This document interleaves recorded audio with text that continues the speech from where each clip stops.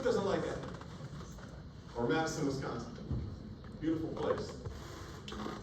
Gotta like the cold though. Somebody had a question up here. Can you give me a hot dog from outside? What do I look like? Butler? No, the answer is I cannot. It's for professors only.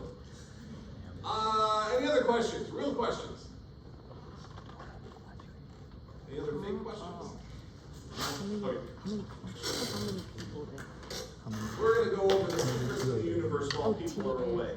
Trying to get internships. Presumably. I have spies all over the university. Because people through my class when they go and they work, like I have literally spies in almost every single department who are full-time employees who are once our students. Like our university loves to hire our students. Okay, so I have spies at the hospital working there, in IT, and our software departments and everything else. I have one spy who told me that. You know how they're making a new solar, right? They are way behind schedule. That could be a miracle if they make it next summer. When it's due. And if they're looking to hire people, and that people who get hired will seriously regret it. I don't know if that's a good thing or a bad thing. It might be a good thing, you know? They need you. They desperately need you. On the other hand, they might work you to death. But I have heard that the university desperately needs people for that. At the job fair, I did see Stony Brook Hospital is there. Stony Brook University is the largest employer on Long Island. And actually we have like all these software engineers that work here for the hospital and for the main campus.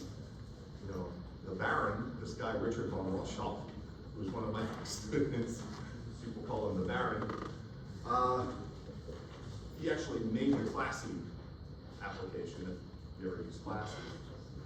And I think the most lucrative thing he ever made, which has made the most money for the university, I think it's competing with tuition, is the parking, which automates, giving you parking tickets.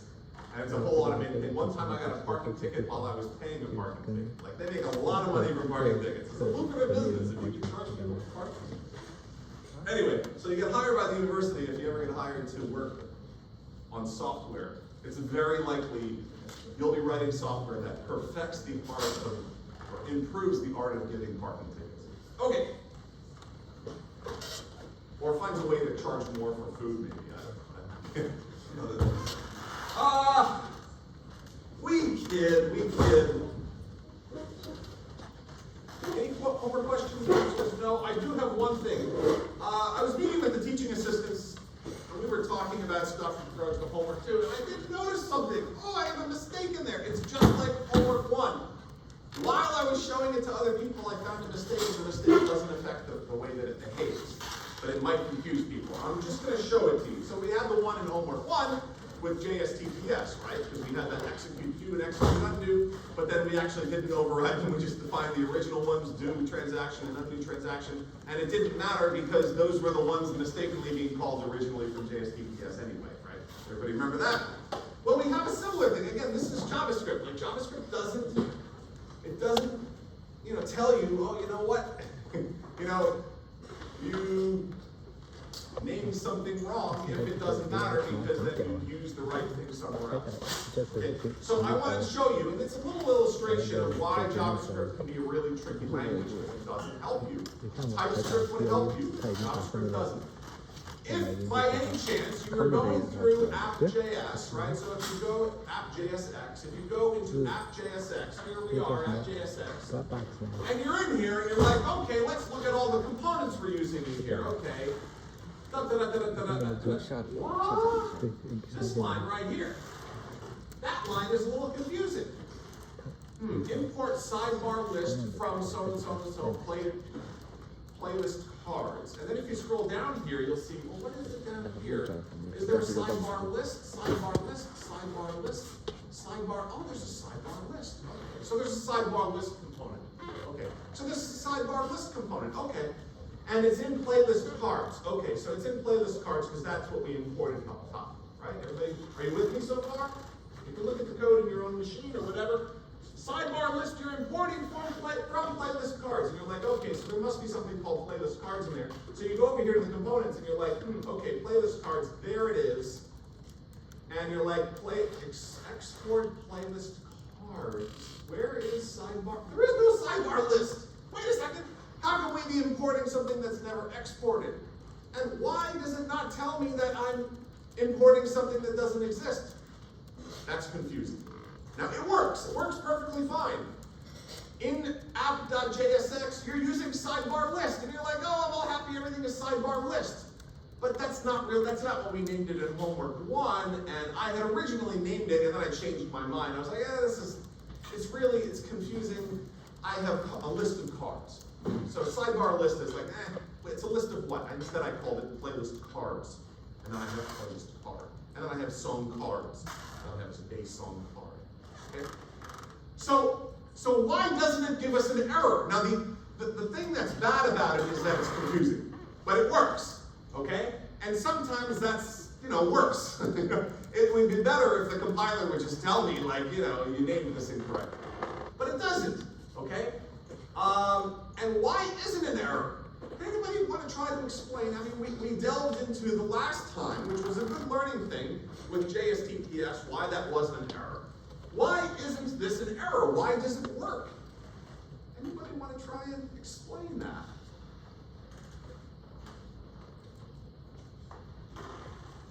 This thing right here. Sidebar list right there. I mean, we are importing sidebar list from there, but in there is no sidebar list. Yeah? Maybe because you're only exporting one thing from the file, the JavaScript just assumes that's the one thing and they just rename it for you. That's exactly what it is. The module system in JavaScript. Right? The module system, this is ES, right? This is the modern module system in JavaScript. They call it ECMAScript, which is what ES is. You can export multiple things inside of a JavaScript file. You can export multiple classes. You say export, and then you name it. Okay? But I only have one thing that's exported in that file, and I named it the default. I said, hey, the default thing I'm exporting. In other words, if somebody's importing something somewhere else, that's the only thing they're importing. And JavaScript interprets this as, oh, that's just the name that you want. It's not the name that it actually is in there. We're just importing the default thing, and then you're naming it this, you can name it, in other words, you can name it whatever you want here.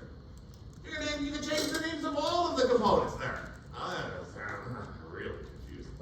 It's potentially very confusing. All right? Now, I'm not going to change it. It's a learning moment. But I would advise in your own code, all you do is in app.jsx, just change sidebar list to playlist cards, and then go down to the render function down here, and again, change sidebar list to playlist cards down here. Just change it in those two places and everything is fine. But it is an interesting thing. It's really interesting to learn when you know there's an error and see what error message you get. It might be interesting if you change it here first and then try running it. It won't recognize it. It'll say, what's that thing? What's playlist cards? It'll give you an error. Again, not a compile time. It'll happen when you're actually requesting the page. Right? So that's one thing. And then switch it. Leave this one sidebar list and then put the error up top. Meaning up top, you'll change it, but not here. Like change it in one place and then the other, and then switch it.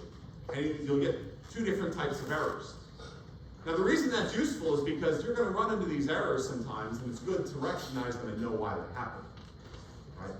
So there's a value in deliberately triggering errors in different ways and saying, well, okay, now I know in the future if I get these types of errors, maybe what the problem is. Okay? But in the end, you're going to want to just change them both to playlist cards. Anybody have any questions on this? Yes? So I know in this scenario, since the JSX file only has one component in it, it gets renamed to the, like, from, and then whatever name we give it. In the case that a JSX file has multiple components, how will that be handled? Yeah, so if it has multiple components, now you can do something similar to what we did last time with what we call auto boxing. It's not exactly auto boxing. If anybody remembers auto boxing, it's when you declare, I'll show you auto boxing in action, like for example in, I think it was our cards class. This one, because we're passing down a bunch of things to playlist cards. So you can see in render right here, this is auto boxing. So auto boxing means there are 5 properties in there, and I'm gonna declare this bracketed thing with the names of all 5, and I'm just gonna do list.props, and it's just gonna get all 5 and put them into those variables, right? That's syntactic sugar is what we call it. It's just something they built in as a convenience so you don't have to repeat the same thing 5 times in a row, okay? Just as a convenience. They have something similar when you're importing from another file. You can put in brackets the names of all the things, okay? I don't honestly know if you can change the names of the things if it will recognize it. I think it'll probably give you an error. I think you have to use the proper names, but you can use an as. Like for example, you can say import so-and-so as this and rename it. So you can do that and change the name of anything if there's multiple things imported.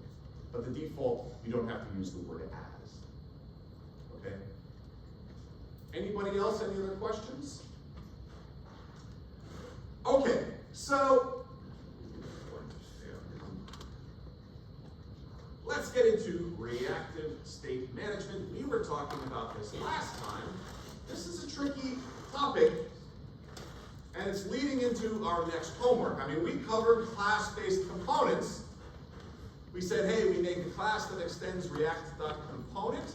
We have some entry point in the application, right? We hand it over to React, right? We do that. Oh, by the way, another thing. I do want to mention one other thing. Just in case 5137 is a number that you don't like. I don't know how you feel about the number 5137, but maybe it's a little hard to remember. But 5137 is the number of the port that Vite uses, okay? So by default, when we launch our React server, essentially, for the front end, it's gonna do it on port number 5137. And, you know, we use port 3000 in homework 1. You can change it by going in here to config.js in here, and you can add, like you can see in here, there's only one thing in here, that's plugins. Okay? After plugins, you could put a new line and you could put in there server, and then you could open it up and you could put port colon and then the line number in. You can find a million examples of it online. Okay? So you could put in a custom, because we're using Vite, you could put a custom port number there if you like. Alright? Because you know, some people are gonna just want to use 3000, which we use at home. Alright, which is easy. Okay, anyway, last time, again, we did class components. We did that last time, and again, we said, all right, this is fine in a simple little example, but once we start getting complex hierarchies of components, parents, children, grandchildren, great-grandchildren, we're passing down properties, you know, we're having this top-level components full of state. What do we call the state regarding interaction, which is something that we don't necessarily want to ever store permanently, like it's not something we would put in local storage or in the database, but we have a term for state that affects the interaction of components last time. Anybody remember that? And we used it for the drag and drop stuff, and we also might use it for other things. But remember what we call that type of state? There was a definite word that we used. Anybody? What was it? Starts with an E. Yeah. Ephemeral state. Ephemeral state, yeah, that's an important term, ephemeral state, right? Because again, ephemeral state, those are state variables that they're only useful for this short period of time. Playlists, that's important in our application at the end of the semester because we want to keep them. Like, you know, we want to log into a machine here, and I want to use my playlists, and then all the edits that I do, I want to log out and go onto my phone later and then use the same playlists, right? So ephemeral state doesn't get saved anywhere. It's just for the short-term interactive types of things, which again, we looked at last time how ephemeral state is used for the dragging in our homework assignment. So if you look inside of song card, you'll see it has a state variable in there, and it has to do with where it's being dragged from and whether it's being dragged, actually. Okay. All right, but we said last time, you know, these class components, they can become burdensome and cumbersome as you get complex hierarchies, and we want it to be more componentized. And, you know, we don't want to create some system with, you know, all of these components and low-level components that have to be sent properties with repeated code in each of the ancestors, sending the code down, you know, through props, you know, sending functions or sending properties, data, or whatever. And then those low-level functions making function calls in the top-level components. I mean, we do kind of have a design pattern here that we're using with class-based components.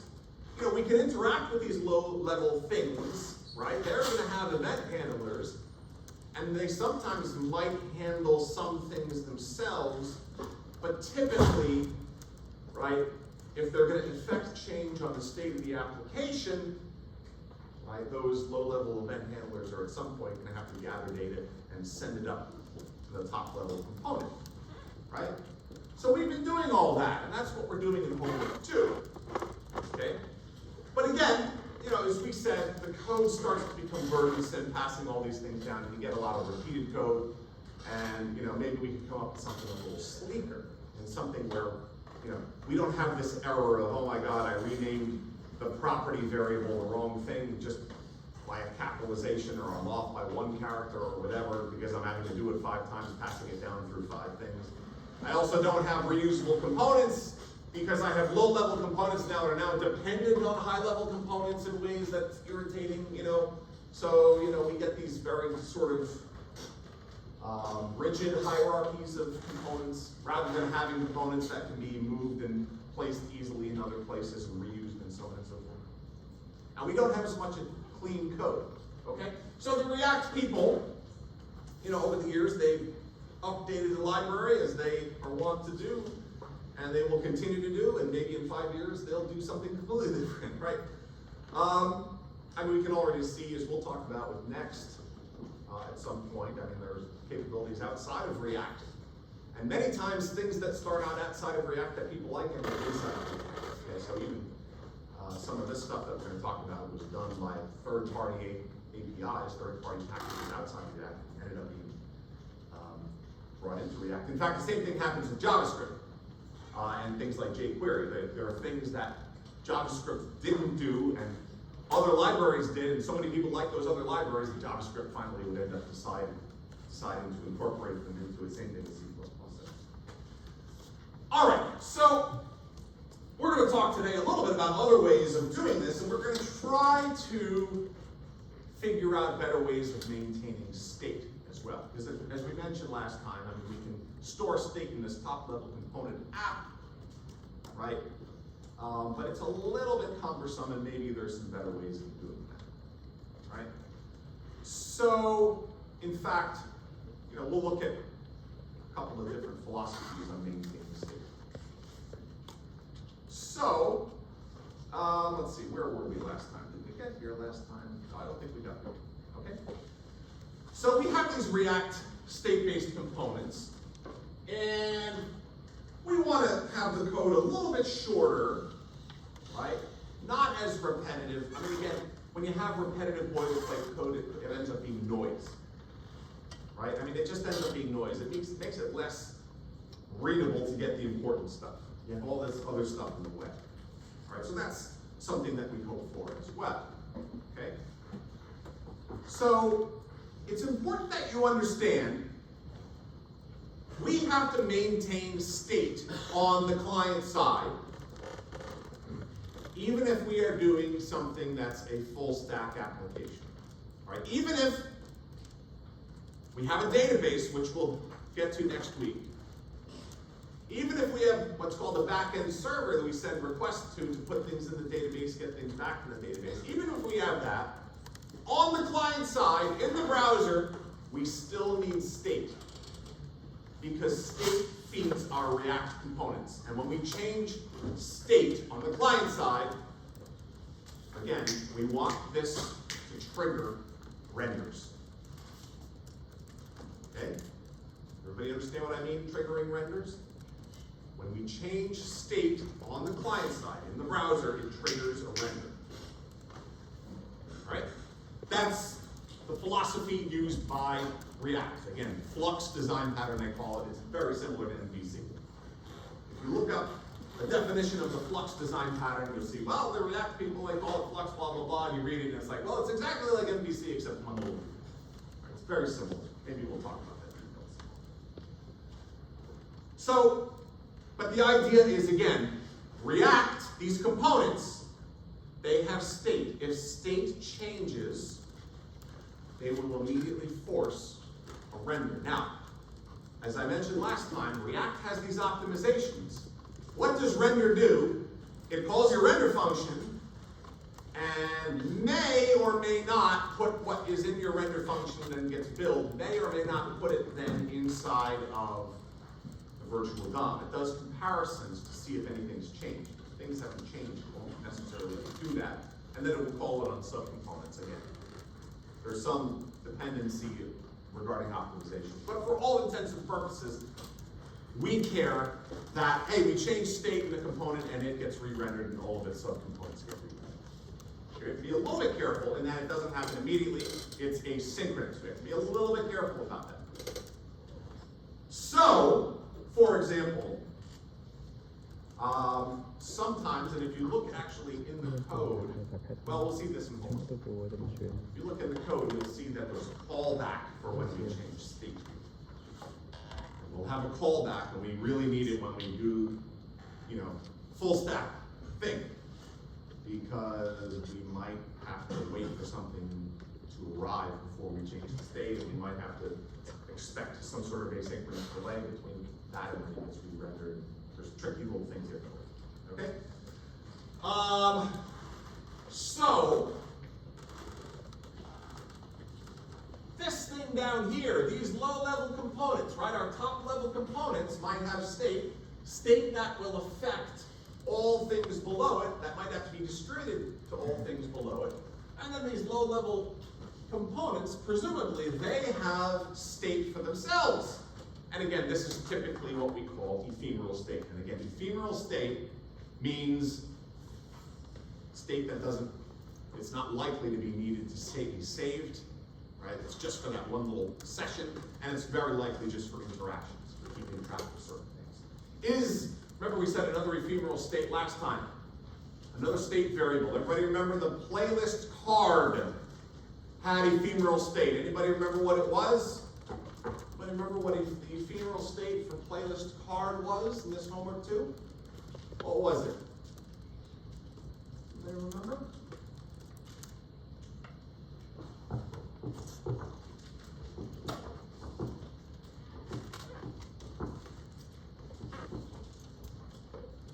Everybody with computer open? I should ask all. Yes, all the way to the back. Here's a computer open. Editing something? Editing playlist name. Yeah, it's kind of like what is it being edited or not? Because the idea is like if it is being edited, which is basically a Boolean, we were saying, okay, render it with the text field. And if it's not being edited, the playlist card, edit it with the name and then the buttons. Okay? So by changing that, hey, if we set that state, it's going to trigger a re-render, and the render is then going to do that test. It's going to decide what to return from JSX, depending on whether it's being edited or not. Okay? Everybody with me on that? So that's a really good example of ephemeral state. I mean, you're not going to save that in the database. The database, right? If you log in here and then you go log in another computer, you don't care on that other computer whether you were editing the name over here, right? I mean, presumably you're starting a new session over there, you're doing something different, right? So it's not something we save in the database, and again, it has to do with the interactivity of that one component. Again, ephemeral state, right? So we can use different strategies actually for storing state, even when we get to functional components, of course, and we're going to make use of a couple libraries. The thing is that we want to be careful to have really well organized code. I mean, I really try to do that in homework 1 and 2. You can tell me that there are better ways of doing it. There 100% are, right? I mean, part of the reasons why I organize the code the way I do is 1, maybe to make it easier to follow, and 2, is that I'm trying to use deliberately certain design patterns and different ways of organizing the code that aren't necessarily always the best, but trying to show you different perspectives on stuff, okay? And the more tools that you have in your design tool belt, the better, right? So we want to be careful to really organize our code in a way that we can find everything. And for me personally, I have a project, Regio Vinco. It's a game. We've been working on it for years. It has tens and tens of thousands of lines of code written by many people. If right now I wanted to make a change, if I wanted to add something to that project, I would know exactly where to do it, right? And it's not because I'm a genius or anything like that. It's just because all the students who have worked on it, we've agreed on where everything goes. If you want to have an event handler, you do it right over here. If you want to build a new component, you do it right over here. If you want to have the logic for the game, you do it right over here, right? If you want to declare what the format of the data that's being sent to the server, you do it over here. If you want to declare the format of the data being sent back to the server, you do it right over here. Life is better that way, right? You don't have to think about where everything goes, right? So this is what happens when you make good architectural decisions. Now, when you make architectural decisions, you're stuck with it, right? So at the beginning of a project, you can make architectural decisions, and then you're stuck with it forever, and sometimes you regret it, but hopefully not too much, right? Nobody is perfectly happy with everything in the architecture of their software, right? This is why we change things constantly, right? But it's certainly nice if you think to yourself, ooh, I need to make this change, I know exactly where that happens. I don't exactly know what the code I have to write is entirely yet, but I can very quickly figure that out. And actually in that project, when we want to make a change, any student in that project wants to make a change, we currently have 4 students working on it, they have to write out, before they write any code, to me, in a meeting, just like it's a software engineering meeting, what are the things they're going to change? All right, you're going to implement this. What are the things you're going to change, and where are you going to do it?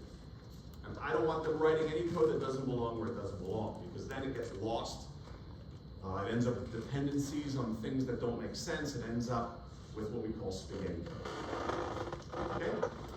So it's an important decision when you're making a React application. Where are you going to manage state? Okay? In homework 2, we managed state in app. And we're going to, in homework 3, we're not going to do it in a top-level component like that. We're going to do it in actually what we're going to call the global data store. All right, that's what we're going to do in homework 3. We're going to have what we're calling the global data store. And the global data store, there's a term people use for it, single source of truth, I guess. And again, it's the global data store on the client. It's not on the server. The server has a database, okay? The global data store is on the client. And understand that when we change things in the global data store, it will trigger re-renders of React components. And we will make those mappings between the data store and the components. We'll do that, okay? But how do things in the global data store get updated? Well, we get events, that get triggered by interactions. User triggers an event, and presumably we get that data, and we won't necessarily immediately put it and change the state. We might actually send it to the server first, get back a response, and then change the event. Okay? So we'll see that when we do our next couple of lectures in the backend server and databases. Right? So that's ultimately why we have to be really careful how we organize our state management. Because we're going to have, for homework 3 and 4, we're going to have a class dedicated. It's not going to be a component. It's going to be dedicated to state management. It's going to manage all the ways with which React state will update. And then in the components, we will have them hook into various state variables in that state and essentially saying, feed me state when you change. Right? That's kind of what a hook is. Like a hook is like, hey, this component, it gets to pick and choose which state it's going to be hooking into and make use of, and so on and so forth. Okay?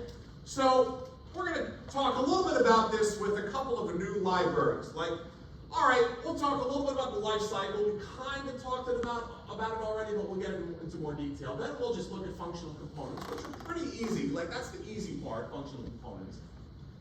And then we'll talk about two particular libraries, which are now standard in React, context and hooks. Context is easy. Okay? Context, we're going to make use of it, and it solves a lot of problems for us, and it's pretty easy to set up. Hooks is another implementation, another way of doing lifecycle stuff. And it can be a bit tricky. All right, but understand, that last one there, that API, React hooks, that is lifecycle stuff. That's another way of managing lifecycle. Okay? And then, we might even start talking a little bit about databases today, but certainly next week. We'll get into the database stuff, which we're going to use for homework 3, and we'll look at NoSQL database and relational databases and backend APIs, and we'll talk. We're not going to have any homework assignments, but we'll talk a little bit about query languages. Because there are alternatives with things like GraphQL, which is also a Facebook technology, but we're not going to. I used it once in this class. It was just one technology too many. But we'll talk a little bit about it. Anyway. All right, so we have hinted at this before. We talked about this when we were talking about components, right? The React component lifecycle. And again, what we have to understand, React components are used as part of the template design pattern. All right, I've mentioned a lot of design patterns. Lots of final exam questions are on design patterns.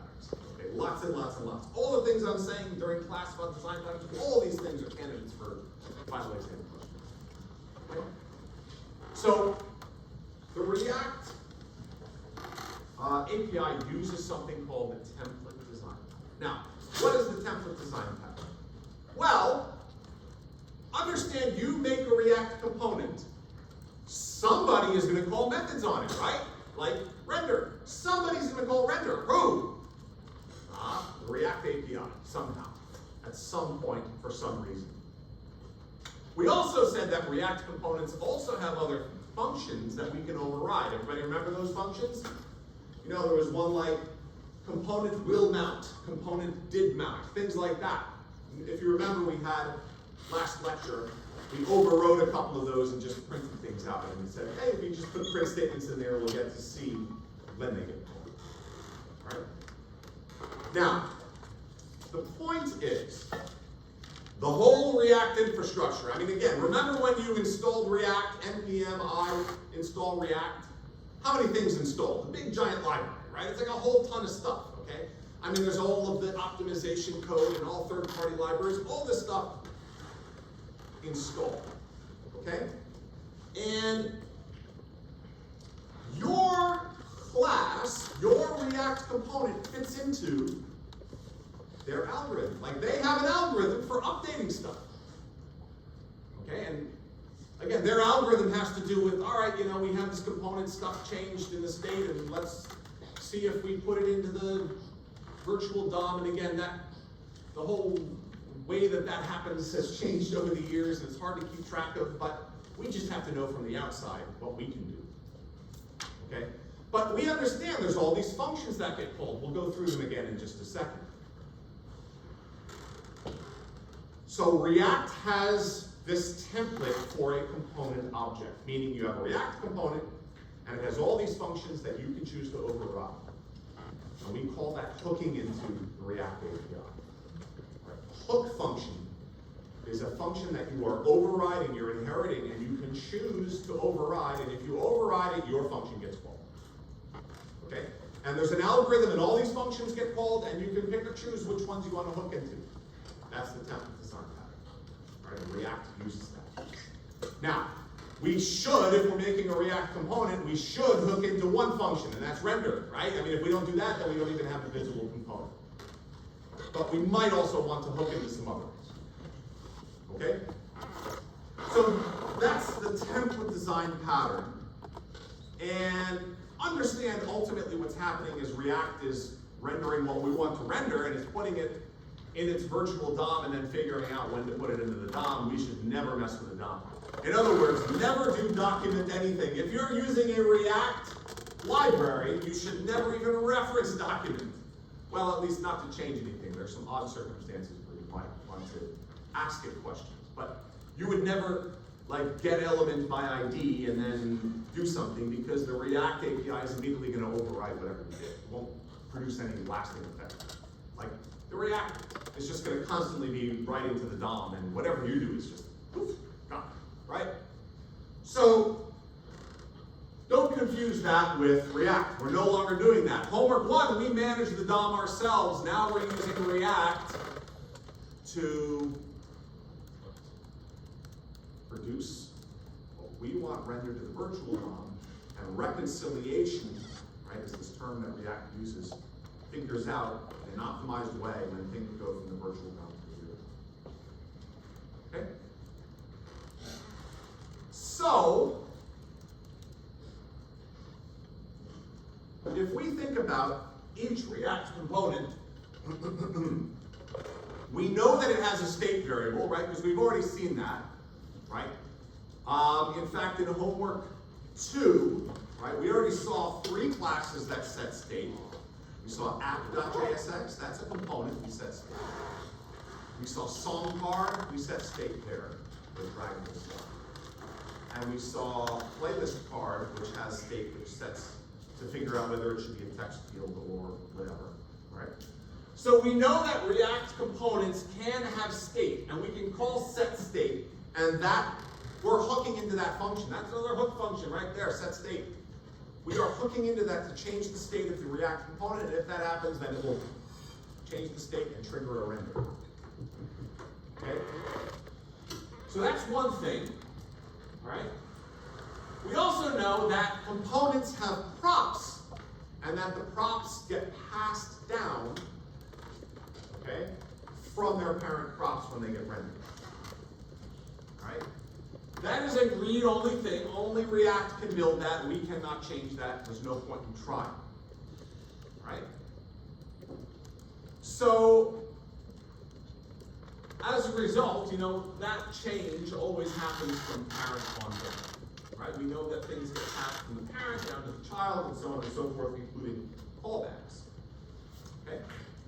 So in some class, I can specify state. You know, again, we already did this not set state like that, setting the initial state, like that's essentially what the initial state is, and then I can specify in here, you know, what the new state is going to be with set state. Now, I'm doing something interesting here. Previous state.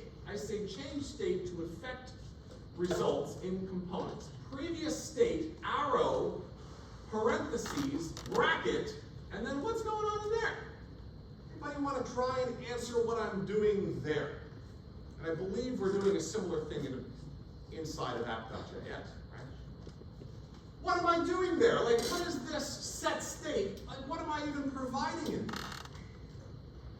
When you see that arrow, right, you may have never seen that before. Right? I mean, you're new to JavaScript. We've maybe mentioned it a couple times. I guess maybe when we did maybe the map function or the filter function, maybe we used that arrow as well. Anybody know what that arrow is? The equals arrow? There's a term. Yeah. Do we call it unnamed functions?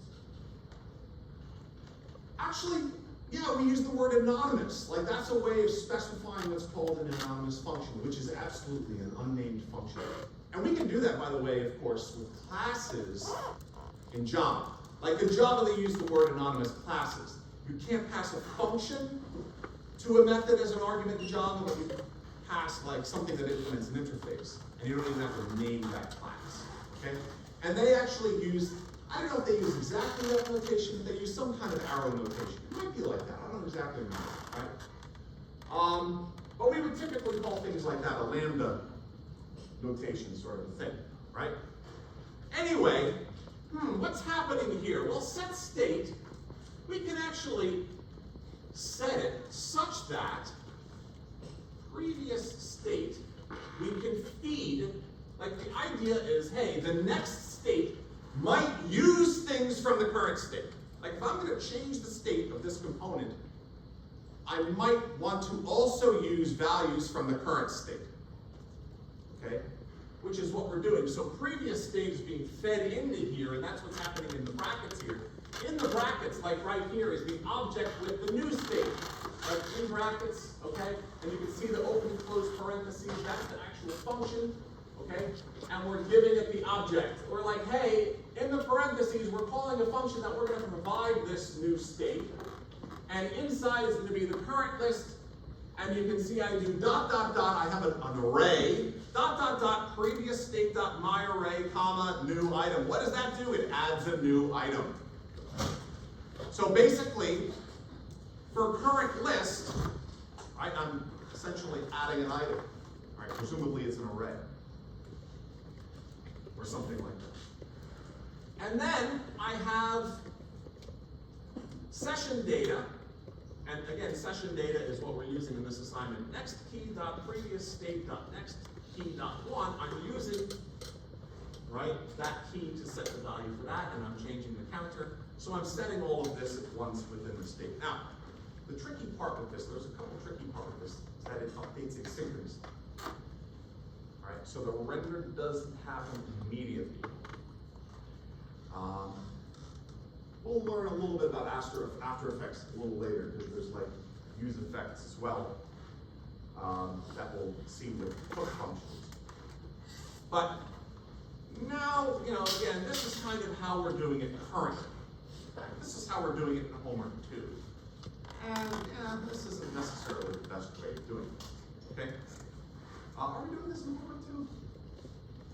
I have to maybe my brain might actually be confused between my Homework 2 and Homework 3. But let me see.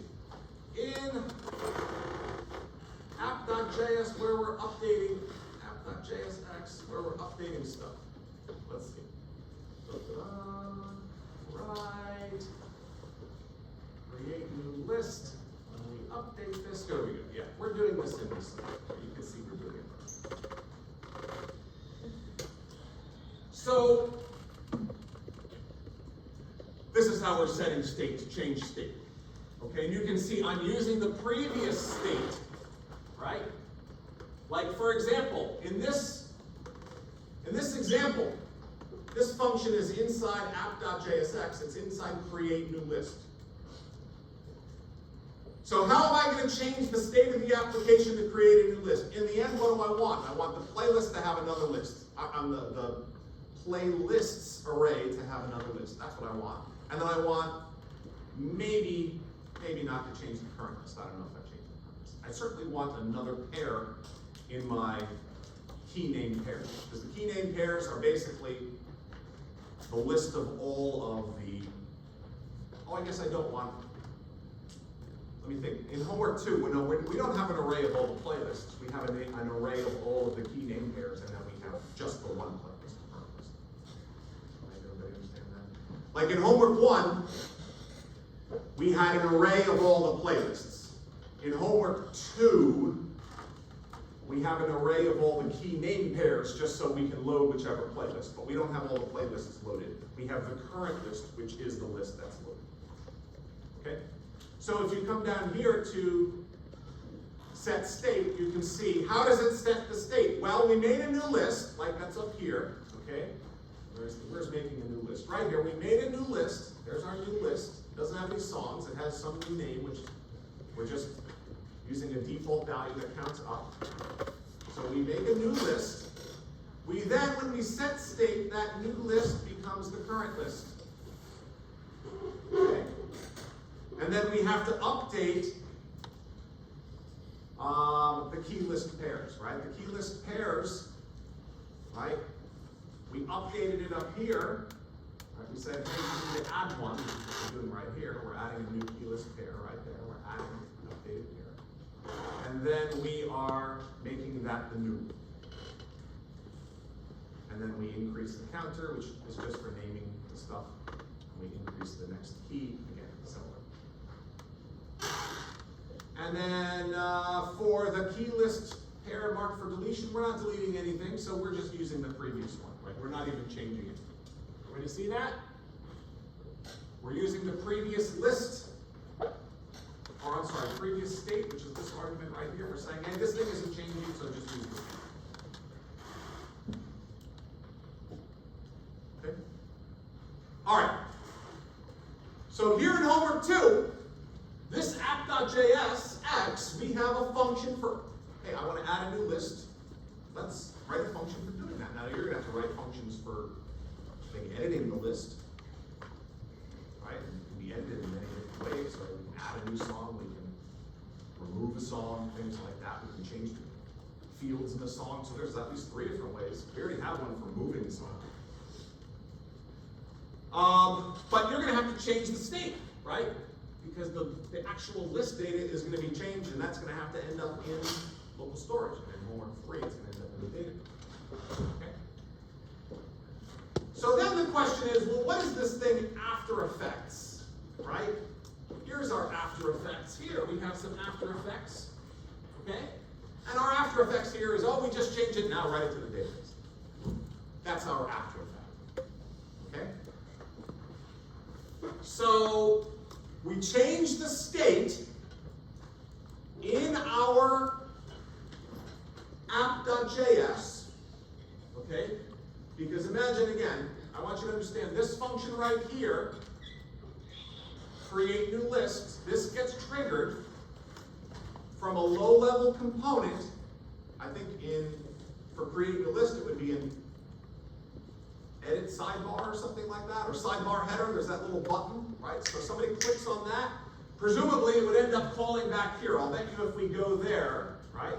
Let's go there. If we go to the component sidebar header, right, is that what it's called? Sidebar heading.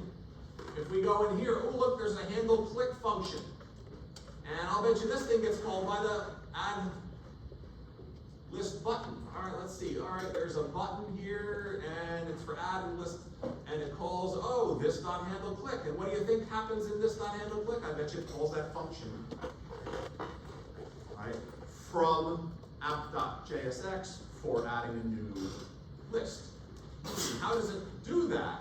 Well, presumably it's going to do it by props. Presumably it was passed down. So inside of handle click, you can see this dot props. It does autoboxes. It gets the one thing that was passed down, which is create new list callback, and then it just calls it.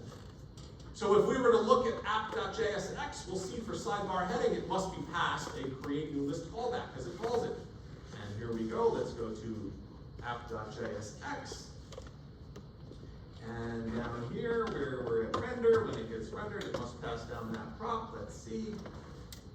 Right here, sidebar heading, there it is. Create new list callbacks. This done, create new list.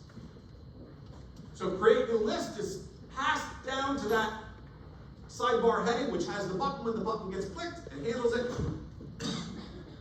Uses the prop to call this function right here, right? Create new list, and that's the one that we just looked at. And again, create new list, we're looking at it in 2 ways.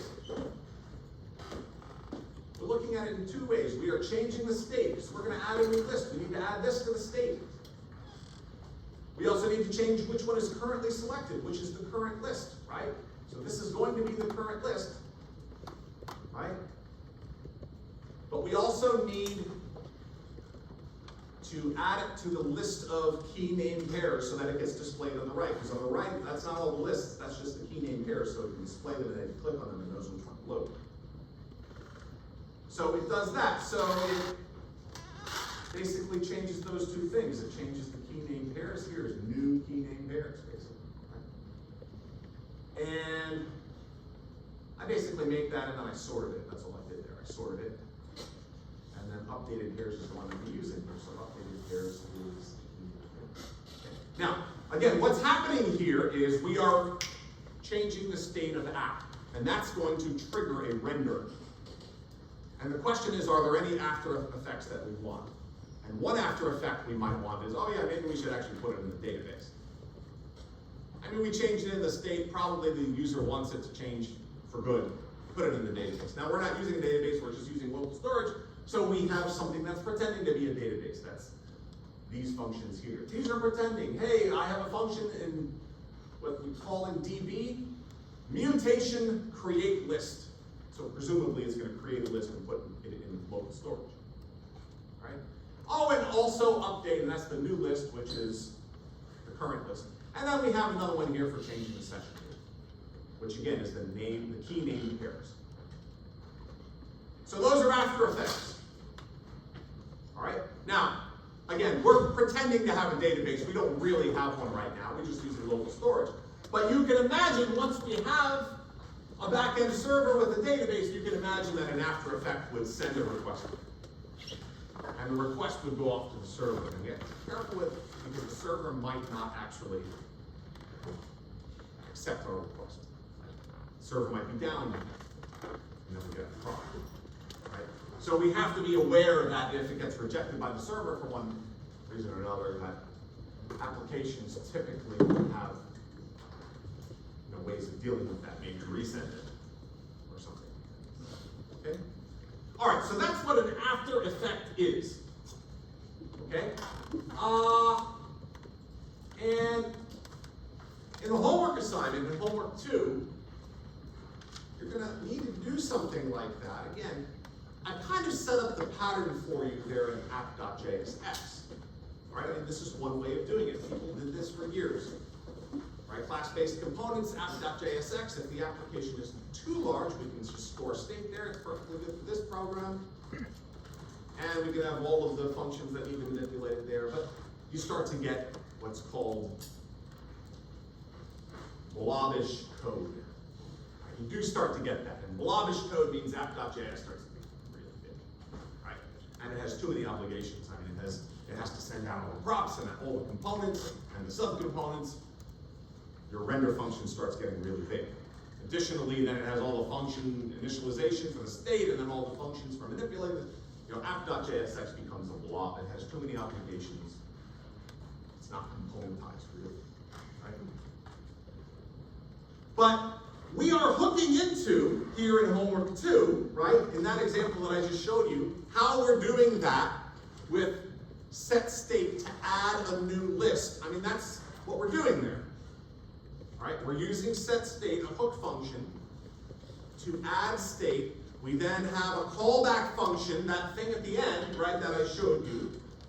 Okay? This thing at the end here, this is for after effects.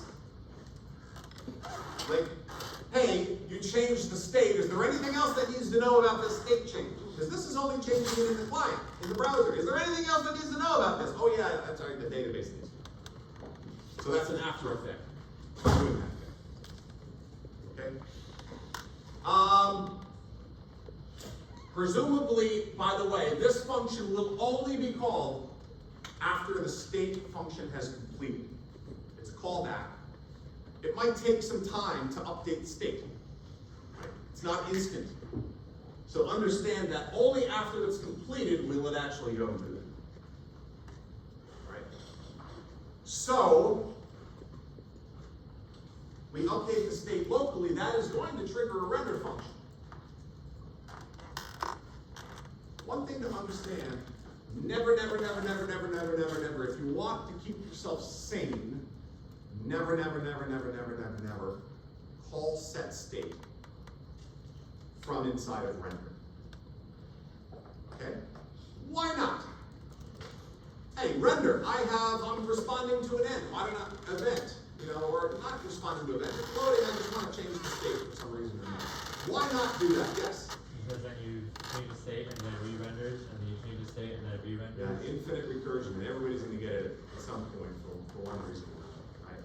The changing state is forcing a re-render, which changes state, which forces a re-render, and you get this infinite.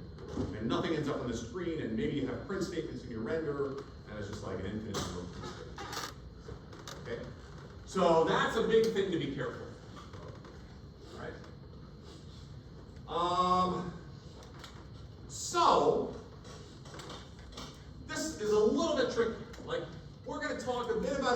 this stuff, certainly for homework 3, again, asynchronous callbacks. We've learned a little bit about callbacks already, right? Remember we said in the page loads, we have a callback to tell us when the page loads, because then DOM is all ready to be used, and we can start putting things in. Remember we said for the image, if we want to dynamically load an image, we can set SRC, and then we're like, hey, tell us when the image finishes loading, we'll call our function, things like that. And we can certainly do this with React components as well, right? We can have callbacks. Hey, set state when state is done. What we saw, that after effect thing that we put there, that's basically a callback. It's saying, hey, let us know when this is done loading, because we have other things we need to do, and it's dependent on, let us know when this state is done being set, because we're going to need that then to write to the database, or tell the server or something, right? Okay. So in this component template, so React has set state, and again, we can override that. We can set the state to whatever we want, whatever object we want. I mean, we can give it an object and a callback, right? And we can do the callback, I mean, we can set the state, of course, using this Lambda function thing, where we give the previous state and we keep whatever we want to keep, and then we change whatever we want to change. And then our callback gets called once it's done, and then we can save it to the local storage or send it to a backend server or whatever, okay? But understand, there's a lot of things that happen to our components along the way, right? I mean, first of all, for every subcomponent, for every single component that we have, at some point it has to be instantiated, all right? At some point, which means memory, instantiation really means memory. I mean, in Java, C++, languages like this, we think of memory as instantiated as new. Like when we say new, we're asking for a block of memory in the heap region of memory.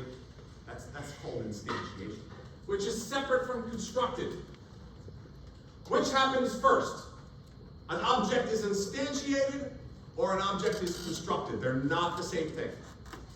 I know a lot of times they get used because they happen, it appears at the same time, but they're actually not the same thing and they don't happen at the same time.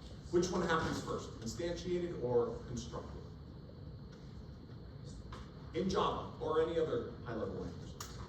What do you think? Yeah? Yeah, instantiated happens first, because think about the constructor. The constructor will set the values of variables, instance variables, that are in memory already, and they're all only there because memory was already set aside. Instantiating means new.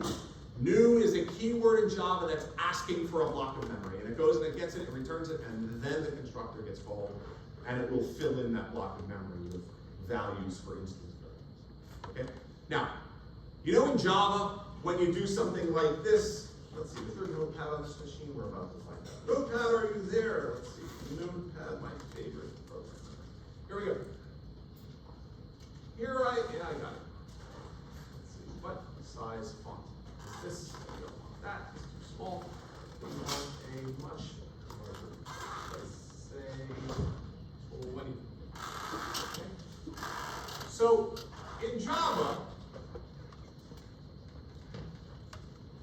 if we have a class like public class food, right? This thing can have instance variables. Okay. Now, again, I want you to understand this can have a constructor, right? Again, we're just assuming Java, but it's similar in other languages, C++, whatever. Okay. So this thing can have instance variables like int ID. Okay. And this thing might say ID equals 5. Right? Or maybe an int ID, right? And that's an argument. So it's obvious here that if I have code like this, foo, f equals new foo, and I put 5 in here, right? It's obvious, okay, what's the order with which things are happening? New is first. The object has to be instantiated, meaning new means reserve a block of memory. It actually goes and finds a big enough block of memory, sets aside memory.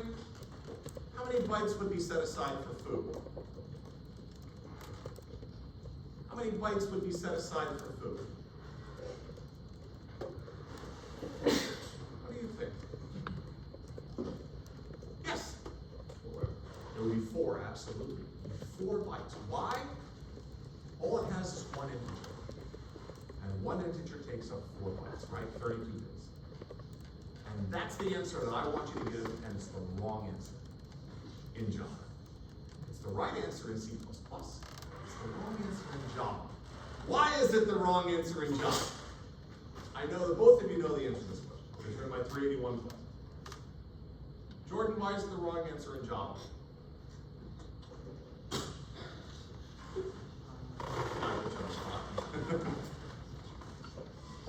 Yeah. It's likely a virtual pointer that points to the root table. Say again? It's likely a virtual pointer that points to the root table since. That's a good guess. That's a good guess, but no. It's not, that's not the answer. You want to try? Because Java manages memory. It does, but that's not exactly why. It's part of why. Like, because of that, yes, but that's not exactly why the answer to this question. Yeah? Because in Java you have Java has like IDs to everything, so it can internally manage memory. Kind of, but why? But the answer is that in Java, this class actually extends object. Like, there is a parent class. It's called object, and you actually inherit some things there. So the size of memory that gets reserved in Java is actually more than just 4 bytes.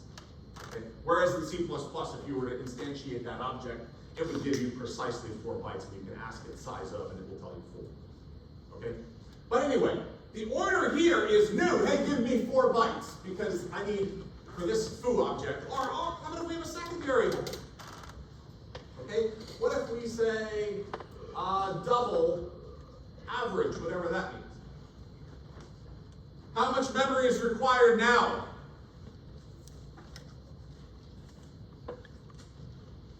Yeah. 16 bytes. 16. The answer to your question is, well, it depends. Like, this is a little bit tricky. If it's a 32-bit system, the answer would be wrong. If it's a 64-bit system, the answer would be right. Okay, you know when you install software and it asks you, do you want 32-bit Java or 64-bit Java? Or is your machine, do you want the 32-bit version or the 64-bit version?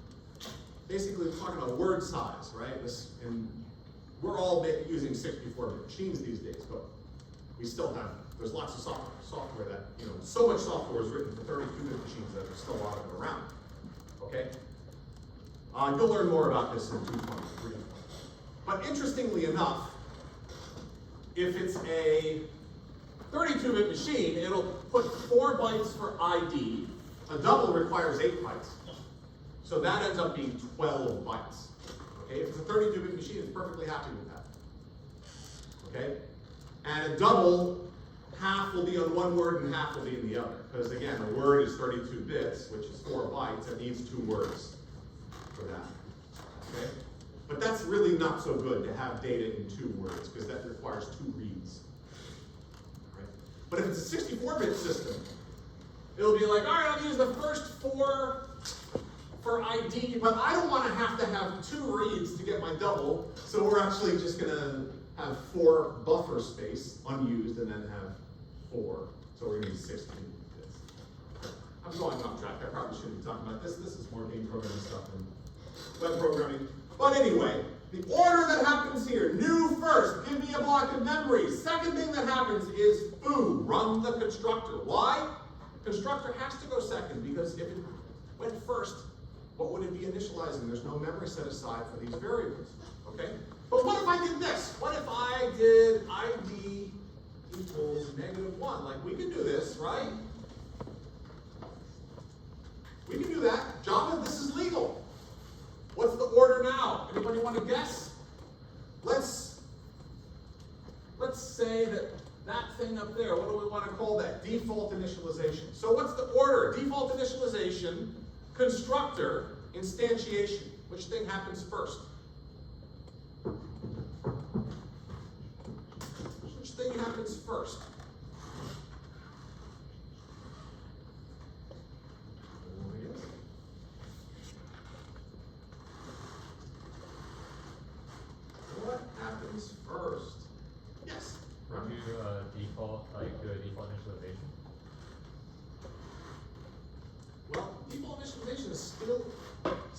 values for variables that have to be in memory. Okay? So instantiation still has to happen first. New still has to happen first. Then the default initialization happens, and then the constructors can override whatever they want. That's really the order there. Okay? Okay, so how did I end up here? It was not there, it was here. Okay. So, So we have to be a little aware, these things, these components, right? Different things happen to them at different times that gets managed by the lifecycle process. It gets managed by React and calls these things, and we have functions that we can actually override to check to see when these things happen again, as we mentioned before. So each component has to be instantiated, it has to be passed props. Of course, it gets constructed, but then it has this other stuff. It gets mounted into the virtual DOM, right? We don't have any control over that really, right? I mean, React has its optimizations that it does, but we want to be aware to some degree, right? And then, of course, it gets rendered, which it propagates things on down, okay? The tricky part here is that once something is in the virtual DOM,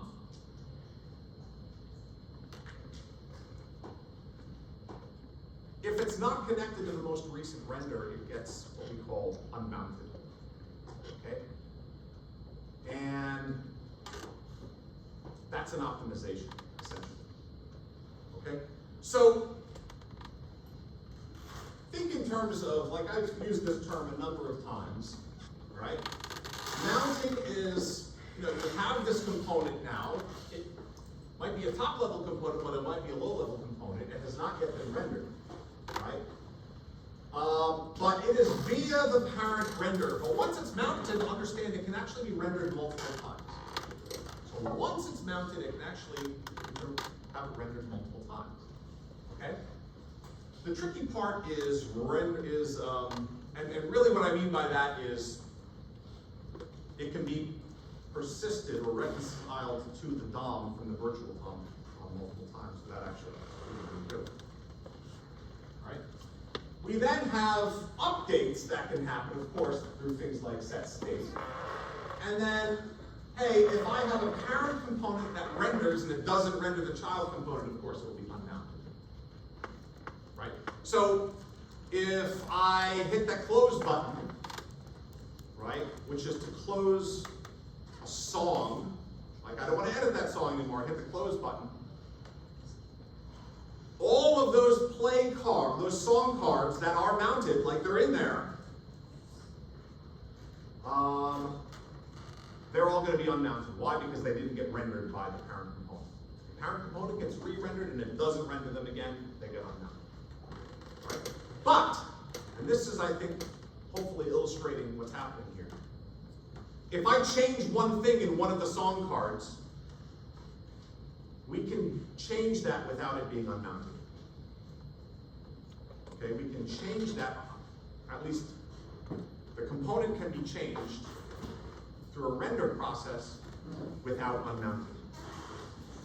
Right, so, yeah. And there's like unmounting mean that like it's like removed from like the Yes, from the virtual DOM. Okay? Now, the only reason we care about this is because that is slow. If there's a lot of that, it's slow. And React with complex user interfaces can be slow. In fact, that's kind of the reason people use Next.js. Like Next.js, we haven't gotten into yet, but we'll see Next.js actually has some features which can speed up rendering of complex user interfaces. They can do what we call server-side rendering if we like.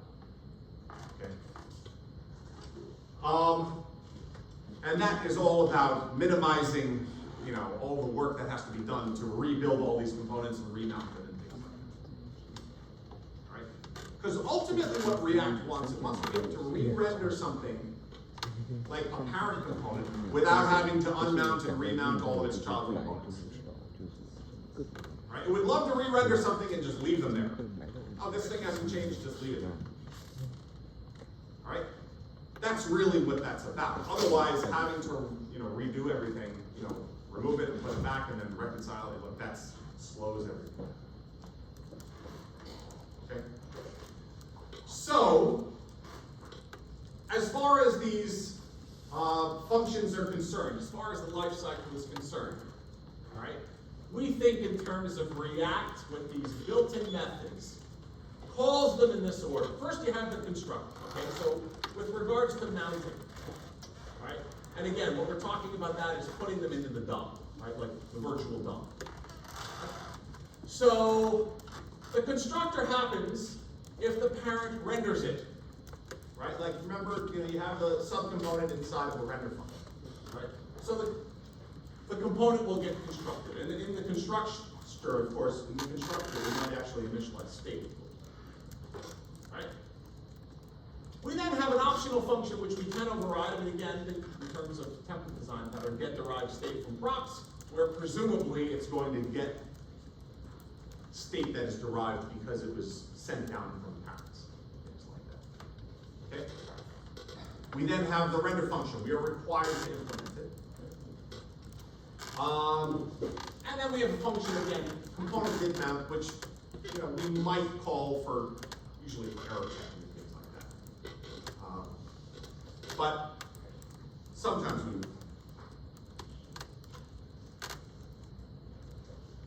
As far as updating is concerned, right? So we say that a component gets updated, like we said, if we change state, right? If we change state, we're setting a component, and that can trigger a change to props that gets entered. So those two things are tied together, right? If you change state, it's going to trigger a render, that's going to first trigger a change to props that gets entered. Okay, because presumably, if I'm sending props down and it's from a state variable, right, it needs the new version, not the old version. Okay?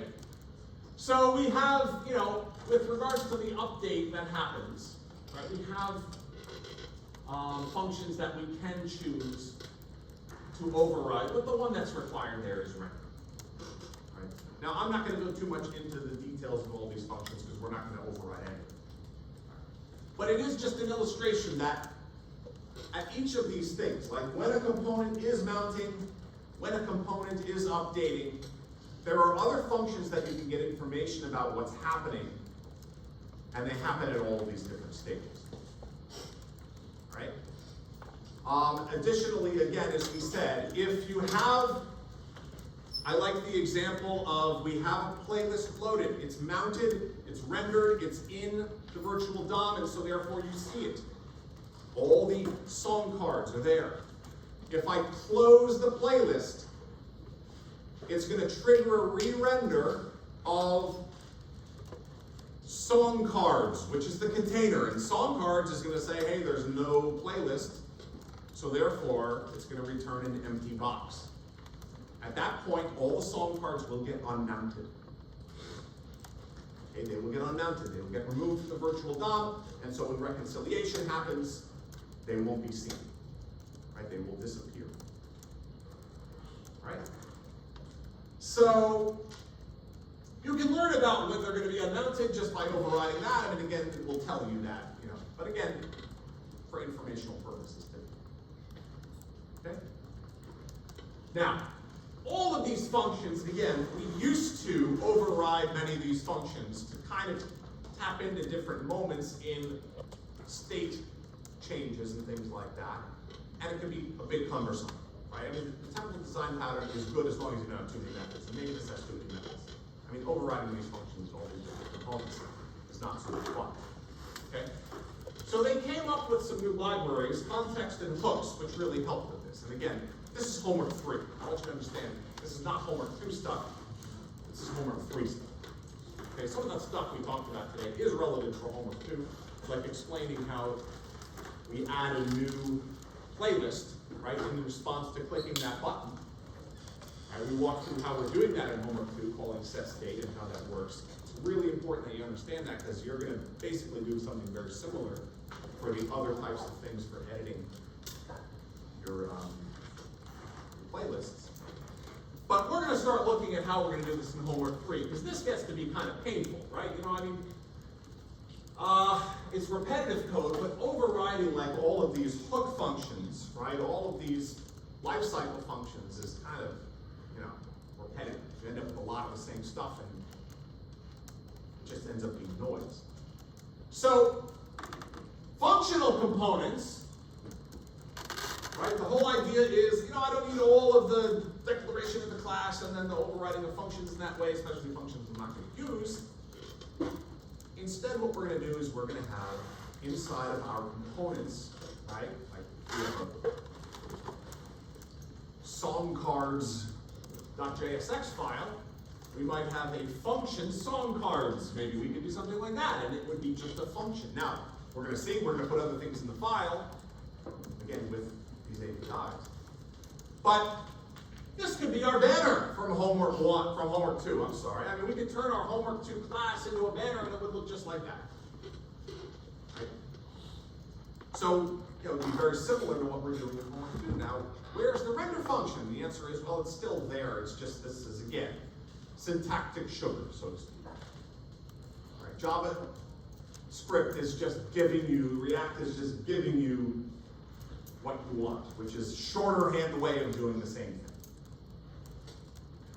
So, if I have a function that returns JSX like this, I can export it from this class, and then I can use it as a component in another component. Do that, and it will work just like a React function, or a React component. So the question then is, okay, how about setting state and things like that? How about After Effects? I mean, remember we saw the After Effect before. We said, hey, when we add a new list, we need to write it to the database, and we don't want it to be written to the database until it's actually set, in the state. So we have that callback function that we did that. And again, you can look inside that class, that DB class. It's pretending to be a database. It's not really. It's just using local storage, treating it kind of like a database. Okay? But how about all that stuff? And the answer is, well, there are new ways of doing that. Okay? So here's a class component, here's a functional component, they're exactly the same. Right? These two things, they're exactly the same. In fact, they end up exactly the same in the virtual world. Okay, ultimately they're exactly the same. All right, when we come back, we'll start talking about context and hooks, and then we'll get into back-end APIs and